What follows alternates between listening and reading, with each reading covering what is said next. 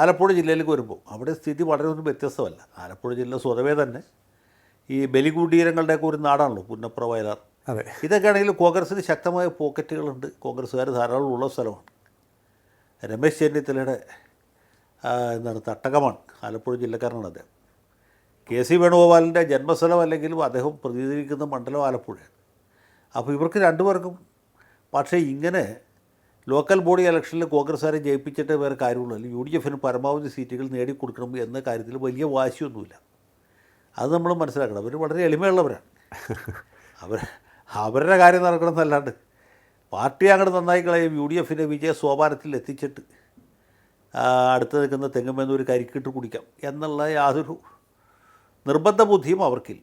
അപ്പോൾ ഇതാണ് ആലപ്പുഴ ജില്ല. അവിടെയും എൽ ഡി എഫിന് തന്നെയാണ് മേൽക്കൈ. പിന്നെ എന്തായിരിക്കും അതിൻ്റെ റിസൾട്ട്, അതിൽ എത്ര മാർജിൻ വരും എന്നതിൽ മാത്രമേ സംശയമുള്ളൂ. മുനിസിപ്പാലിറ്റിയിൽ വല്ല കുറവ് സംഭവിക്കും.